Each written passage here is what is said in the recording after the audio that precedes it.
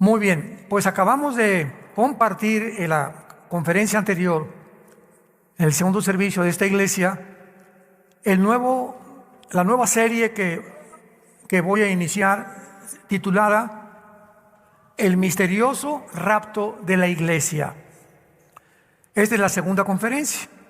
Y hemos visto en la primera conferencia rápidamente la cantidad de controversias, de barbaridades, así lo puedo definir yo y calificar, que se han mencionado acerca del rapto de la iglesia.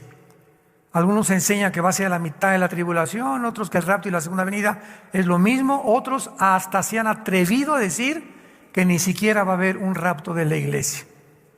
Otros dicen que es una doctrina nueva que comenzó hace 2 siglos. Yo les contesto, si está en la Biblia, pues tiene más de 2000 años. O sea, que se haya comenzado a enseñar hace 200 siglos, o que el Espíritu Santo haya considerado de que era necesario ya abocarnos a esta doctrina por estar en los tiempos finales, es otra cosa. Pero que no saben que por favor es una doctrina nueva, porque si está en la Biblia no es nueva, está en la Biblia, y lo que está en la Biblia es la verdad. También otros dicen, ¿verdad?, que esta doctrina surgió para confundir y para ayudar a que muchos se escapen de la tribulación, porque como muchos no quieren atravesar la tribulación, pues han usado el rapto para decir que no van a sufrir, etcétera, etcétera, y le han llamado un escapismo. Todas estas contradicciones bíblicas, todas estas opiniones que son en contra de la Biblia. Yo he predicado muchos mensajes acerca del rapto de la iglesia, pero he considerado en los últimos meses, por tantas opiniones que estoy oyendo, tantos correos que nos llegan, telefonemas, etcétera, etcétera, twitters de las preguntas acerca del rapto, que he considerado unificar las verdades principales del rapto para exponerlas, para que tengamos una sólida fe, una sólida creencia en esta doctrina que es 100% bíblica. En pocas palabras, para muchos de ustedes que no conocen ni han oído, o tal vez ahorita estás escuchando la palabra rapto, te estarás preguntando de qué está hablando el pastor. Muy bien, la Biblia dice que va a haber una generación de seres humanos, que lo más seguro es que vamos a ser nosotros. Yo no sé todo lo de aquí en la iglesia de Toluca, ¿verdad? Os digo nosotros, todos los cristianos de todo el mundo, no se crean tan santitos. Y que este grupo de cristianos de todas las naciones que seguimos a Jesucristo, vamos a desaparecer en un parpadeo de ojos del planeta Tierra.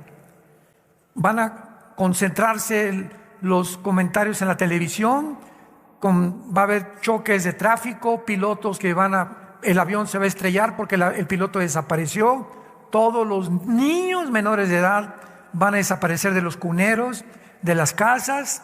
Muchos de ustedes se van a levantar en la mañana, ya no está tu esposa. Muchos van a decir gracias a Dios que se fue. Otros van a decir al contrario, ¿verdad? Ya no está mi esposo, etcétera, etcétera, mi esposa. En fin, va a haber una confusión tan grande en el mundo que va a llevar a la pregunta: ¿qué ocasionó que millones de personas desaparecieran? Bueno, la respuesta es muy fácil. A partir de 1946 del siglo pasado, de una forma que no es coincidencial, se inició la famosa aparición de los objetos voladores no identificados, los ovnis.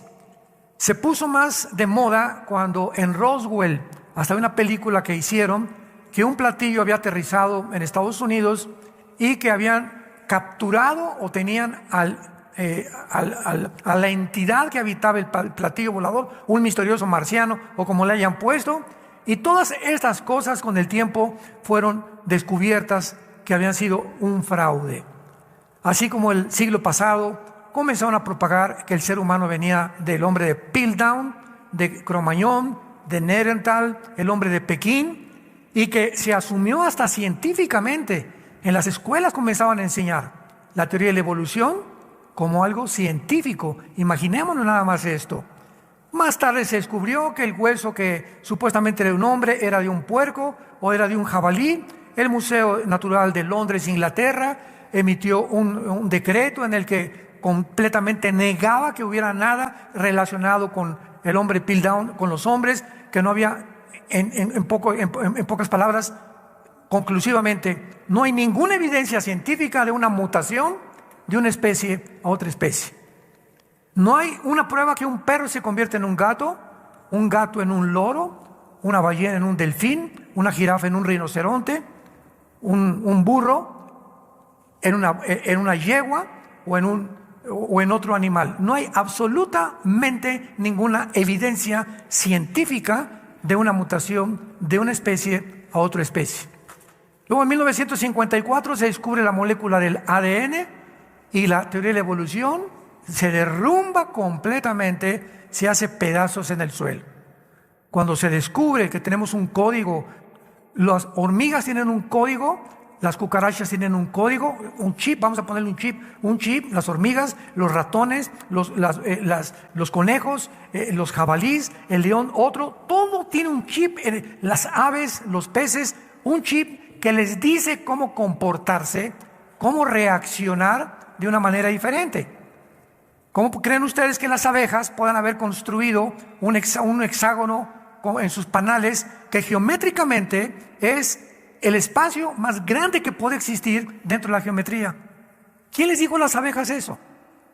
Ve un nido de hormiguitas.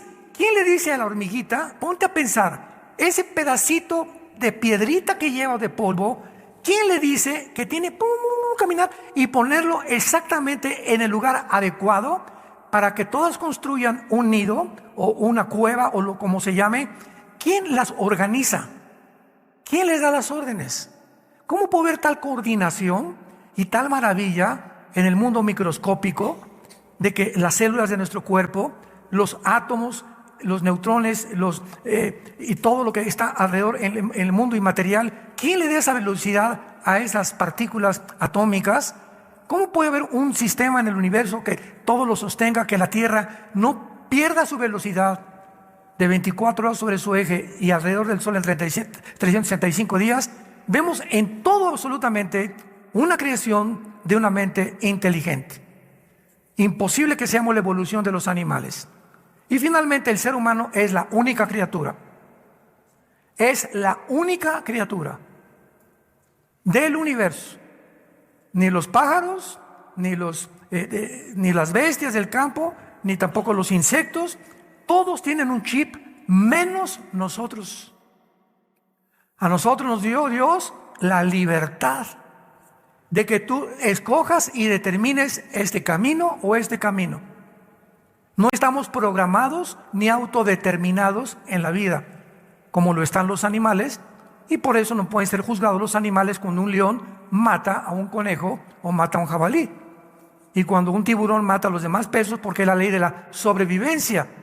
Pero nosotros los seres humanos, Dios nos dio, no nos puso un chip, no nos programó, nos dejó para que nosotros tuviéramos la característica más grande que tiene el ser humano, que es el libre albedrío. La facultad de que tú escojas el cielo o el infierno. Que escojas vivir como un palestino, ¿verdad?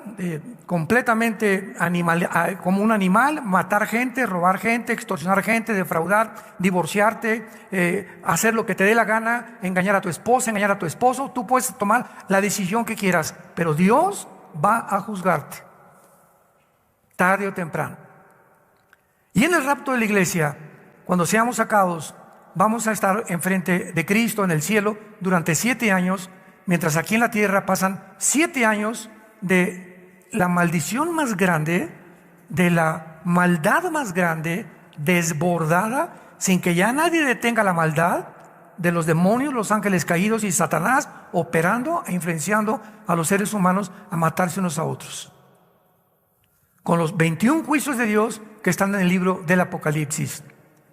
Y vimos que el rapto, los 3 pasajes que hablan del rapto es 1 Tesalonicenses 4, si los quieres apuntar, del 16 al 17, 1 de Tesalonicenses 4, 16 y 17, 1 Corintios 15, 51 al 53, y el Evangelio de Juan 14, del 1 al 3. Esto es una breve resumen de lo que vimos hace una hora en el estudio anterior. Muy bien. Abran sus Biblias. Siempre he dicho que los que traen la Biblia son los que se van a ir en el rapto.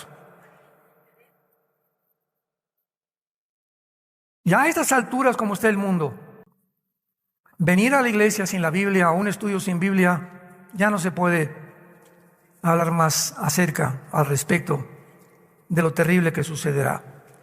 En Apocalipsis capítulo 3 vamos a ver y vamos a comenzar a demostrar por qué la iglesia no va a atravesar la tribulación. No es por escapismo, no es porque no esté en la Biblia, simplemente es por causa del carácter de Dios. Y cuando nos enfrentamos al carácter de Dios, que lo que Él hace y lo que Él ha hecho, Él lo va a repetir siempre con su pueblo, podemos entonces de una forma más sólida tener bases más concretas acerca de lo que estamos desarrollando. En Apocalipsis 3, versículo 10, dice la Biblia: por cuanto has guardado la palabra de mi paciencia, yo también te guardaré de la hora de la prueba. De la hora de prueba que ha de venir sobre el mundo, no sobre la iglesia, sobre el mundo entero, para probar a los que moran sobre la tierra. Muy bien. Este versículo, hay personas que se han atrevido a decir, desde luego, los que no creen en el rapto, que cuando dice, te guardaré de la prueba, Dios no va a sacar del mundo a millones de cristianos, sino que simplemente van a pasar la tribulación, pero nos va a proteger de las pestes, de las erupciones volcánicas, de los terremotos, de la persecución del anticristo, etcétera, etcétera. Todas estas cosas contradicen la Biblia, porque en el Apocalipsis encontramos ya nada más en el quinto sello las almas de los mártires muertos por el anticristo. En Apocalipsis 7 encontramos a miles de seres humanos de toda tribu y de toda nación en el cielo, y le pregunta Juan a uno de los ancianos en el cielo y a los ángeles, ¿quiénes son estos? Y le contesta en Apocalipsis 7, han salido de la gran tribulación. Entonces, esto de que Dios nos va a guardar y proteger, al contrario, los que se conviertan en el tiempo de la tribulación, la mayoría morirán como mártires. Y esta es la maravillosa promesa que Dios le hace a la iglesia de Filadelfia.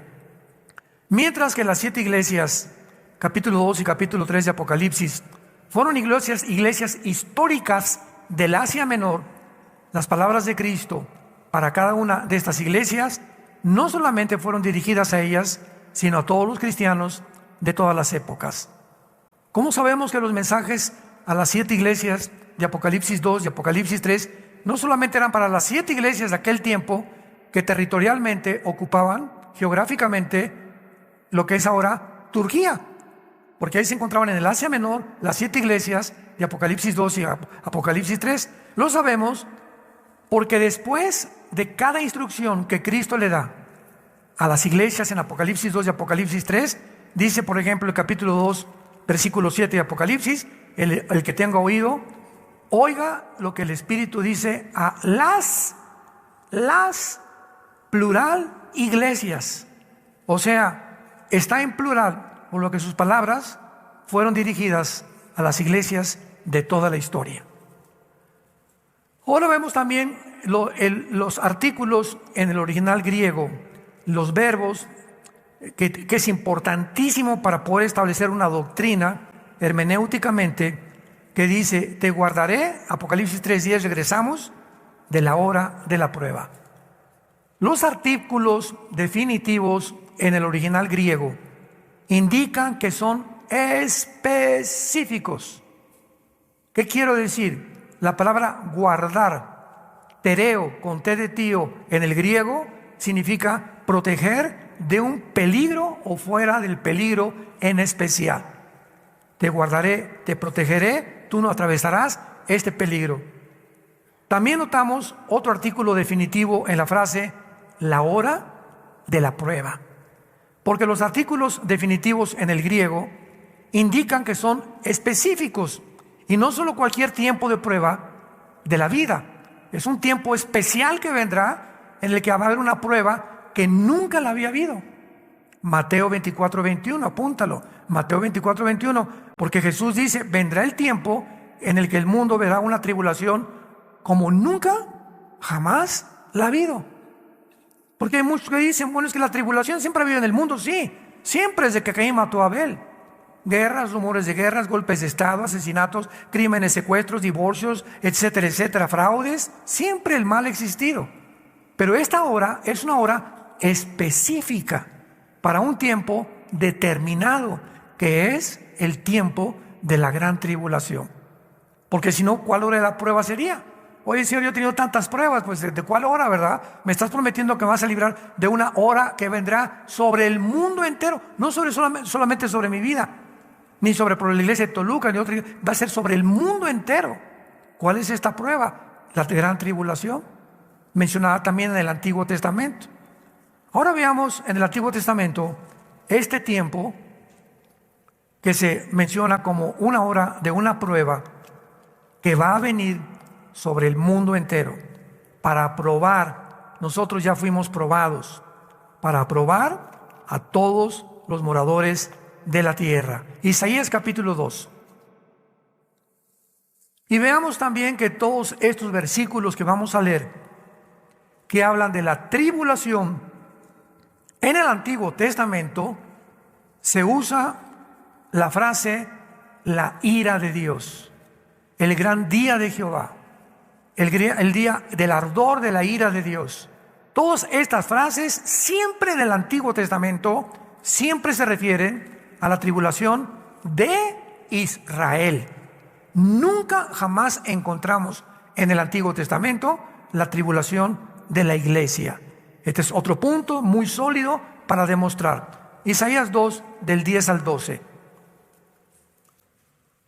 Métete en la peña, escóndete en el polvo de la presencia temible de Jehová y del resplandor de su majestad. La altivez de los ojos del hombre será abatida, y la soberbia de los hombres será humillada.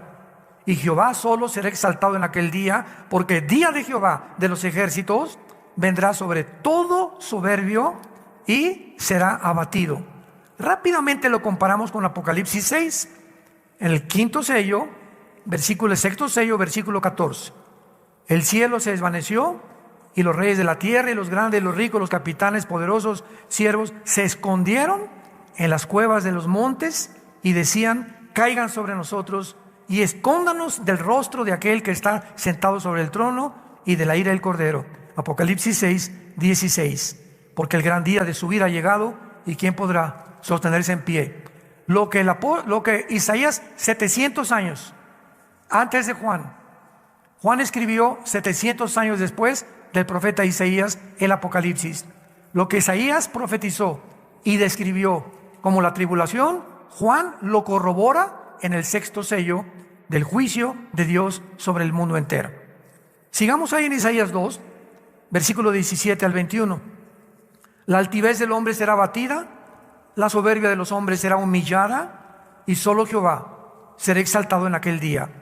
Quitará totalmente los ídolos y se meterán en las cavernas de las peñas, lo que vimos en el sexto sello, por la presencia temible de Jehová y por el resplandor de su majestad, cuando Él se levante para castigar a la tierra. Estamos en el siglo XXI, año 2024, Dios todavía no castiga al mundo. Dios es paciente, no queriendo que nadie se pierda, sino que tú procedas a arrepentirte.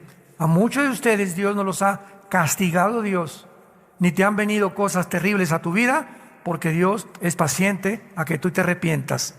Pero llega un momento cuando el ser humano individual y de una forma masiva, Dios sabe que tú ya nunca vas a voltear los ojos a Cristo, y entonces Dios, ¿qué va a hacer? Te va a empujar. ¿Querías dinero? Muy bien, te voy a empujar para que te hagas millonario. Pero cuando te hagas millonario, vas a descubrir que lo que tienes, yo no lo voy a bendecir. Se convertirá el dinero en una maldición en tu vida.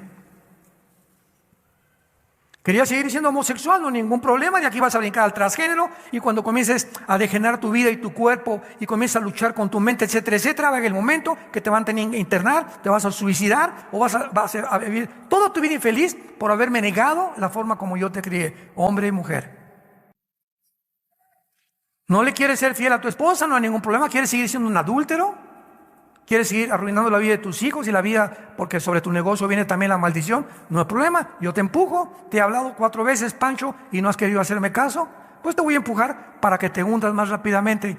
Cuando Dios abandona a un ser humano, a una familia, o a una ciudad, o al mundo entero, y Dios les dice, hagan lo que les da la gana, es el terrible juicio de Dios.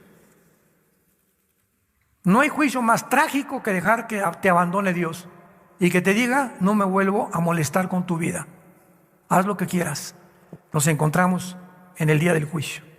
Ahí me darás cuentas de la responsabilidad y el libre albedrío que yo te di. Veamos ahora el libro de Sofonías. Sofonías también en el Antiguo Testamento. Y vamos a ver en este libro maravilloso de Sofonías, en el capítulo, vamos a comenzar en el capítulo 1 de Sofonías. No lo vais a encontrar cerca de Génesis, Está después de Habacuc y antes de Ageo, ya casi en los últimos libros del Antiguo Testamento. Sofonías 1 dice así, del 14 al 18.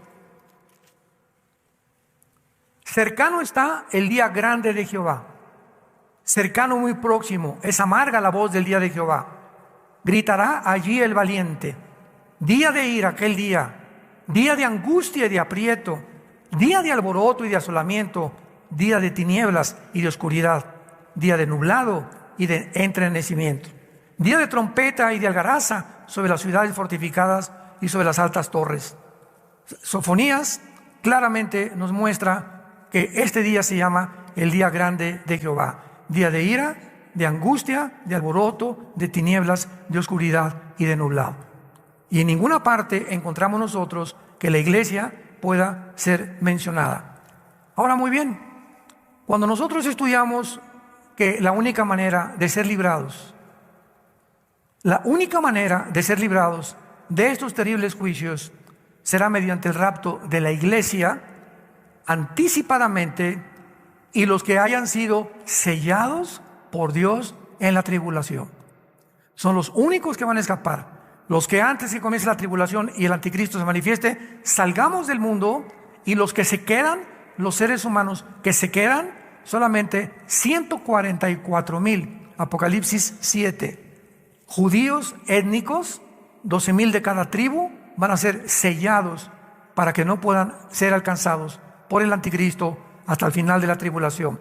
Veamos rápidamente esta verdad en Apocalipsis 7, y dice así, versículo 2: vi otro ángel que subía de donde sale el sol, y tenía el sello del Dios vivo, y clamó a gran voz a los 4 ángeles, a quienes se les había dado el poder de hacer daño a la tierra y al mar, diciendo, no hagan daño a la tierra, ni al mar, ni a los árboles, hasta que hayamos sellado en sus frentes a los siervos de nuestro Dios. En la tribulación, 144,000 judíos que tomarán el lugar que la iglesia perdió, porque la iglesia terminará en apostasía. Y cuando dice Mateo 24, y será predicado el evangelio, y entonces vendrá el fin es el final de Israel. La iglesia no va a acabar con la evangelización del mundo. La iglesia va a terminar igual que terminó Israel en la apostasía. Y Dios tendrá que regresar otra vez a Israel, meterlos a la cancha, y en lugar de la chiva les va a enfrentar a los tigres, como en un partido de fútbol. Ya México perdió, pues ahora meto otro equipo para que pueda yo, que he venido entrenando a 144,000 judíos, para que ellos se encarguen de evangelizar finalmente el mundo, junto con los 2 testigos de Apocalipsis capítulo 11. Me van siguiendo poco a poco cómo está la cronología y cómo los eventos se van sucesivamente acomodando uno detrás del otro. Esto es muy importante para una perspectiva más amplia de la tribulación y del rapto de la iglesia. Ahora vemos al Nuevo Testamento, Y veamos también claramente que los que se conviertan en el libro de Apocalipsis en la tribulación sufrirán la persecución y la muerte durante este periodo de tiempo. Apocalipsis 6, del 9 al 11. Cuando abrió el quinto sello, vi bajo el altar las almas de los que habían sido muertos por causa de la palabra de Dios y por el testimonio que tenían. Y clamaban a gran voz allá en el cielo, diciendo: ¿hasta cuándo, Dios? O sea, estaban hablando con Dios. ¿Hasta cuándo, Señor, santo y verdadero, no juzgas y vengas nuestra sangre en los que moran en la tierra? Y se les dieron vestiduras blancas, y se les dijo que descansasen todavía un poco de tiempo hasta que se completara el número de sus consiervos hermanos, que también habían de ser muertos como ellos. Estos son parte del grupo que estará en Apocalipsis 7, que salieron de la gran tribulación, que murieron, ¿por qué? Por el testimonio y su fidelidad a Jesucristo. Vean ahora Apocalipsis 7, versículo 13. Entonces uno de los ancianos habló diciéndome: estos vestidos de ropas blancas, ¿quiénes son? ¿De dónde han venido? Yo le dije: Señor, tú lo sabes. Y él me dijo: estos son los que han salido de la gran tribulación y han lavado sus ropas y las han emblanquecido en la sangre del Cordero. Apocalipsis 2, versículo 11. Y ellos le han vencido por medio de la sangre del Cordero y de la palabra del testimonio de ellos, y menospreciaron sus vidas hasta la muerte. ¿De quién está hablando? De todos los santos que morirán en la tribulación por negarse a ser marcados con el 666. Apocalipsis 13, versículo 7. Y está hablando del anticristo. Se le permitió hacer guerra contra los santos y vencerlos. ¿Quiénes son estos santos de la tribulación? Los que se conviertan en la tribulación. Pero también se le dio autoridad sobre todo tribu, lengua y nación. Apocalipsis versículo 15, 13, 15. Y se le permitió infundir aliento a la imagen de la bestia, para que la imagen hablase e hiciese matar a todo el que no la adorara. En la tribulación, todos los que se nieguen a adorar al anticristo serán sellados para toda la eternidad con el 666. Ayer en el desayuno, mi tema fue la futura marca del anticristo, y le expliqué al público que nos acompañó en el desayuno ayer en el World Trade Center de Satélite, que cuando una persona reciba la marca de la bestia en la frente, les dije: no fue en la vacuna, porque la vacuna fue aquí, entonces descartemos que la vacuna, si te vacunaron ya te salvaste, no estás marcado con el anticristo. Pues la vacuna va a ser, la marca va a ser aquí o en la mano derecha. Esa es la marca del anticristo. Mientras no sea aquí o aquí, no ha sido la marca del anticristo. Te ponen un chip aquí para localizarte, o aquí en el ombligo, etcétera, etcétera. O si hay un lugar como Obama, quería el expresidente de Estados Unidos, que todas las personas trajeran un chip con la información de su seguro social, de sus resúmenes médicos, su dirección, cuentas de banco, etcétera, etcétera. Tampoco era la marca del anticristo. Tenemos que ser más bíblicos. Y además, para que la marca aparezca, pues tiene que aparecer el anticristo primero. Si no hay anticristo, no hay marca. Y nosotros no vamos a estar aquí. Eso es lo más lógico, ¿verdad?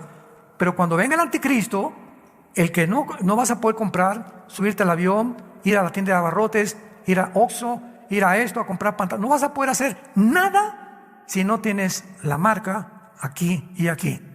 Y si no la tienes, te va a costar la decapitación. Apocalipsis 24. Porque el anticristo usará no la silla eléctrica, ni tampoco el fusilamiento para poder matar a la gente. Usará la decapitación. Y la única religión en el mundo que usa la decapitación es el Islam. Y ya en el califato, en la serie pasada que acabo de terminar, lo dijimos claramente, ¿verdad? Que el anticristo surgirá de las filas del Islam. Si quieres todos los detalles, busca en YouTube la serie El Califato de los últimos días. Ahí explicamos claramente todo esto. Muy bien. Entonces, vemos pues de una forma muy clara de qué forma ahora Apocalipsis 14:13, Apocalipsis 14:13, oí una voz que desde el cielo me decía: escribe, bienaventurados de aquí en adelante los muertos que mueren en el Señor. Ahí están todos los santos que durante la tribulación se van a convertir, pero todos morirán como mártires Sí, dice el Espíritu, descansarán de sus trabajos, porque sus obras con ellos siguen. Apocalipsis 17, versículo 6. Vi a la mujer ebria de la sangre de los santos y de la sangre de los mártires de Jesús. Y cuando la vi quedé asombrado con gran asombro. Vemos que el sistema religioso que se va a unir a la persona del anticristo, dirigida por el falso profeta, este sistema religioso va a implantar una sola religión, que será el Islam, en el mundo entero. Y es la única religión, ni el hinduismo, ni el catolicismo, ni el cristianismo, ni el budismo, ninguna religión en el mundo impone la religión a fuerza, a costa de que si no lo aceptas, te matan. Tú puedes ser judío y regresar, pues te corre, ya no es judío, te corre tu familia. Que eres católico, tú eres cristiano, te van a dejar de hablar por un tiempo, te van a criticar, ya te fuiste a una secta, etcétera, etcétera, pero no te van a cortar la cabeza al llegar a tu casa. Pero en el tiempo del anticristo, si tú no aceptas el 666, vas a pagar con tu vida. Y no tenías por qué pagar con tu vida, porque Cristo te habla en esta tarde y te dice, ven a mí. Todos ustedes los están trabajados y cargados, vengan, yo encuentra descanso en mi alma, por el amor de Dios. El mundo no va a mejorar, el mundo va a empeorar.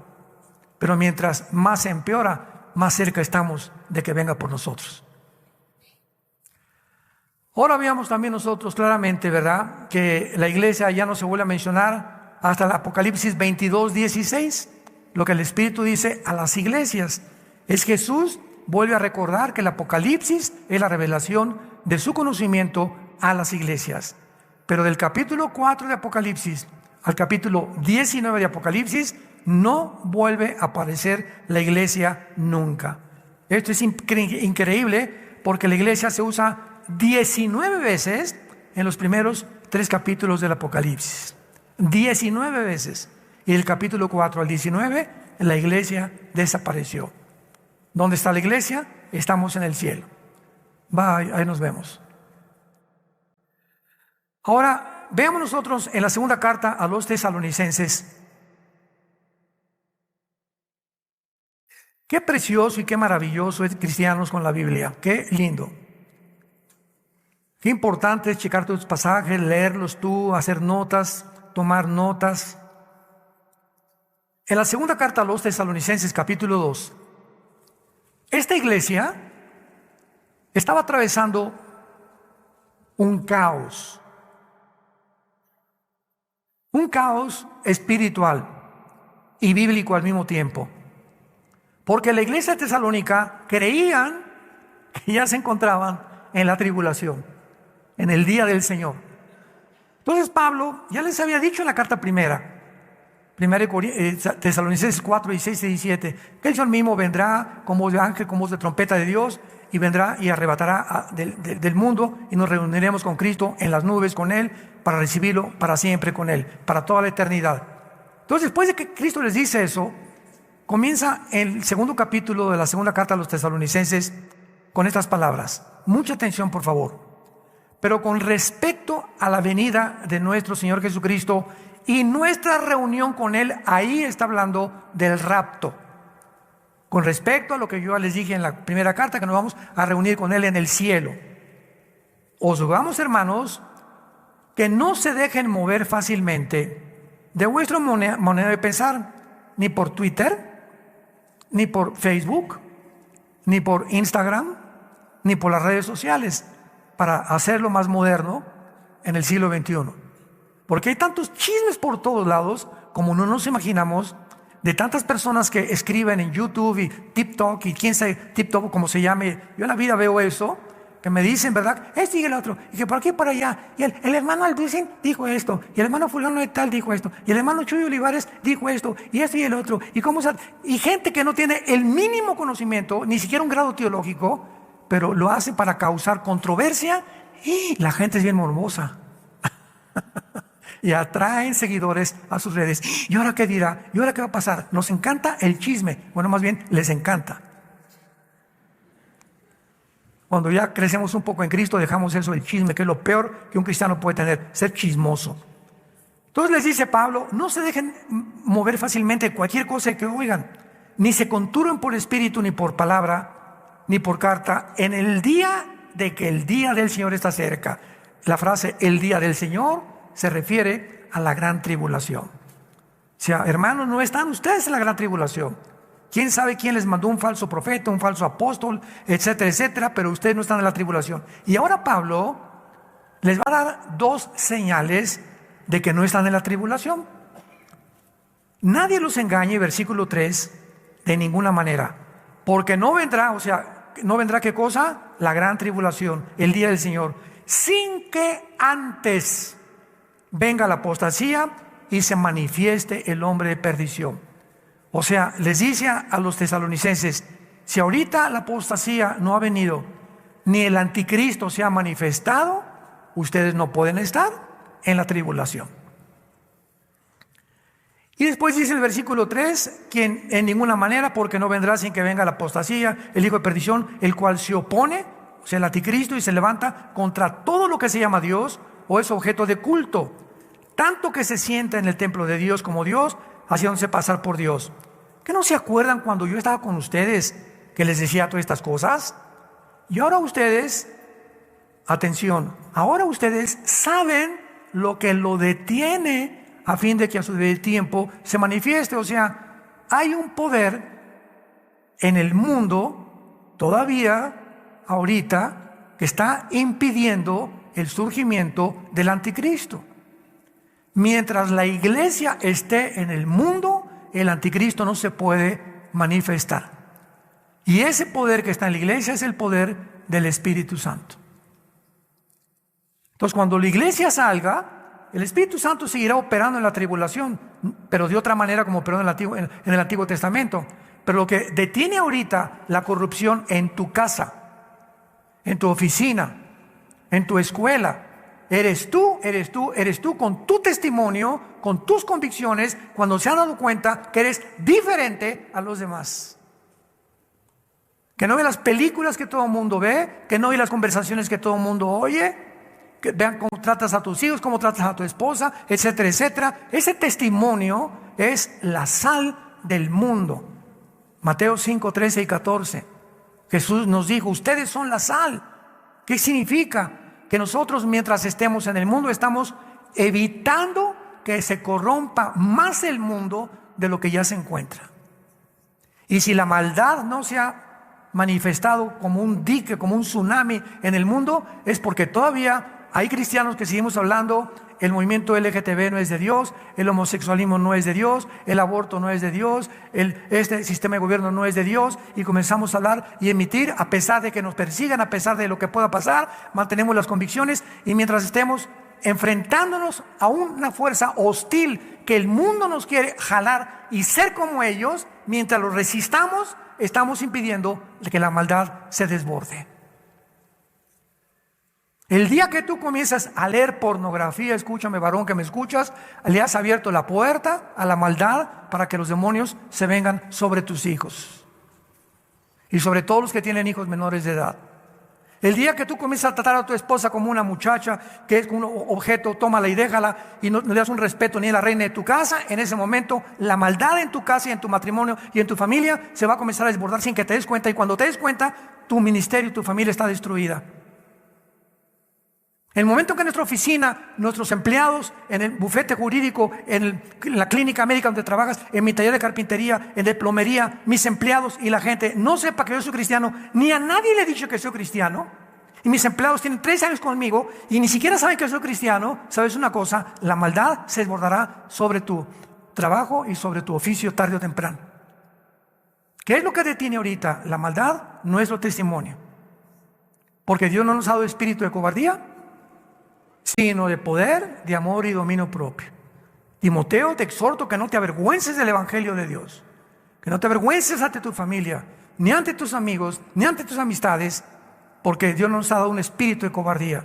Y si tú ese espíritu no lo tienes, que va en contra de lo que el mundo te está jalando, no eres cristiano. Hechos 1:8. Y les daré poder cuando venga el Espíritu Santo sobre ustedes y me serán testigos. Desde que tú te convertiste, te pregunto, ¿a quién le has dado testimonio del amor de Dios en la cruz? Comenzando con tu familia. No, pues no sé, hermano, tengo 4 años de cristiano y ahora qué hago. cuentas, revelas. Pues no, les he dicho que Dios es bueno y que peace and love. Duda profundamente de tu cristianismo, porque Dios nos mandó a ser testigos, enfrentarnos a un mundo que está corrompiéndose y predicar el evangelio de la gracia de Dios en la persona de su Hijo Jesucristo, que sacó la muerte, quitó la muerte y trajo la inmortalidad por medio de la predicación del evangelio. Se manifestó Jesucristo para quitar la muerte y podernos darnos la inmortalidad mediante la prédica de este mensaje. Así que entonces Pablo les dice, ustedes saben lo que lo detiene. Versículo 7.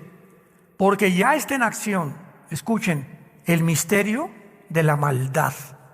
Esta palabra iniquidad, a los que les interese, se tradujo iniquidad, es la palabra griega anomia, con A de Armando, anomia, que significa rebelión contra las leyes de Dios. Dios dijo, es hombre y mujer, el mundo dice, no, no es hombre, es mujer, no es mujer, es hombre.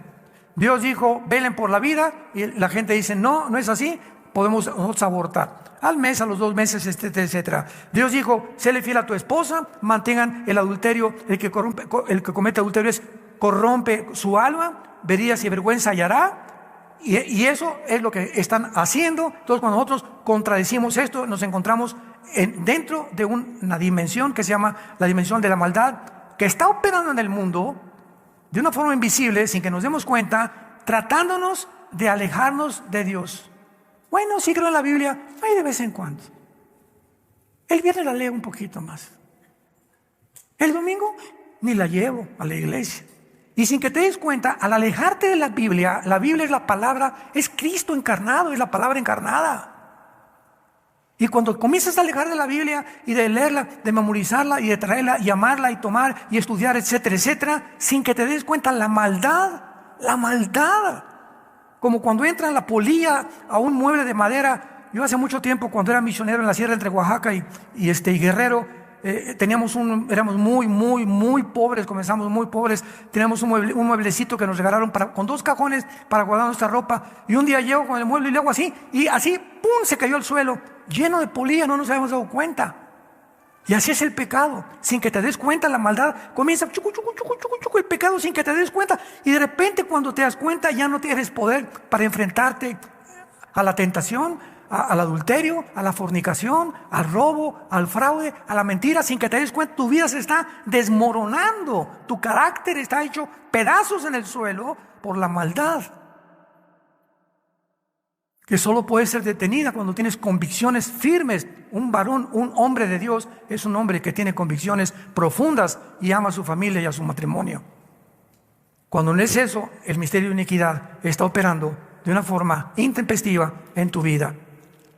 Y dice a continuación, para terminar, el apóstol Pablo, versículo 8, y entonces, ¿verdad?, cuando lo que lo detiene se ha quitado, entonces se manifestará aquel inicuo.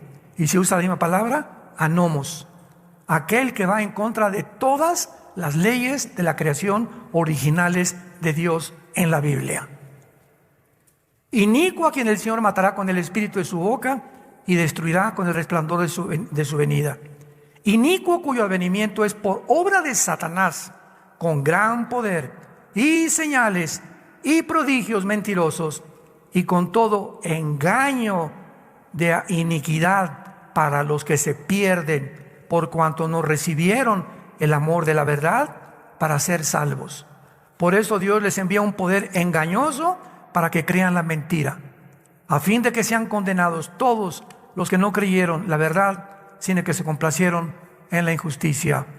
Cuando tú rechazas la verdad, la tragedia más grande es que acabarás creyendo en cualquier otra cosa que no sea la verdad.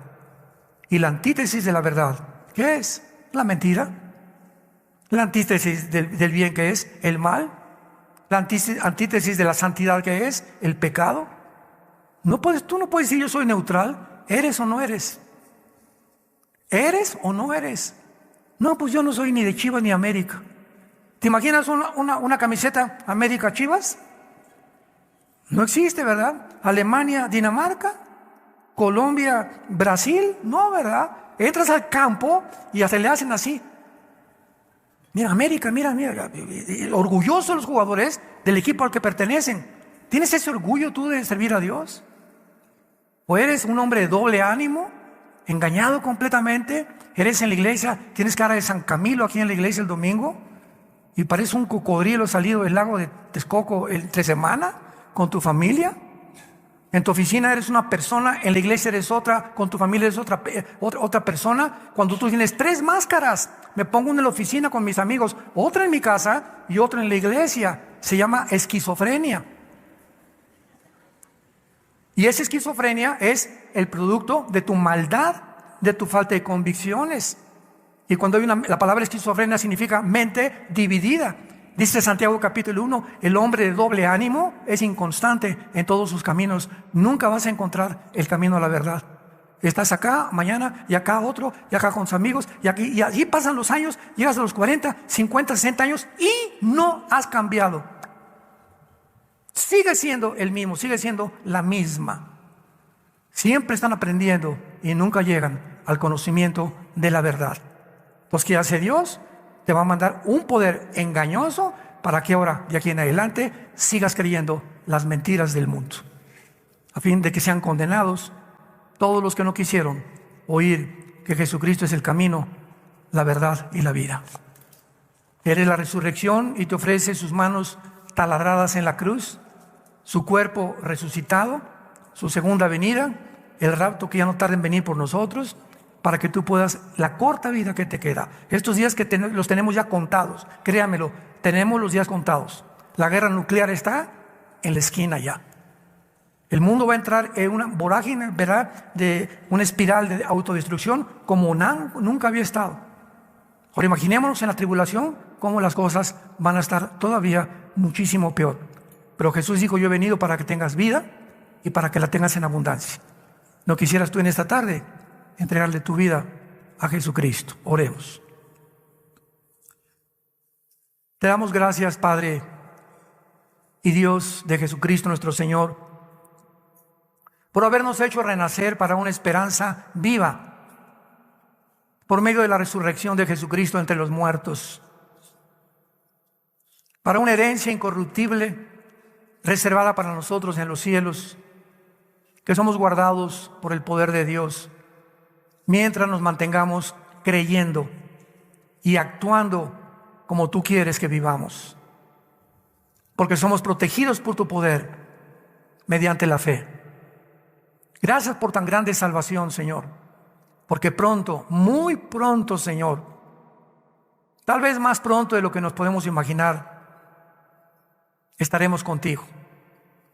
Tú secarás nuestras lágrimas, ya no habrá tristeza ni dolor, ni muerte, porque las primeras cosas pasaron.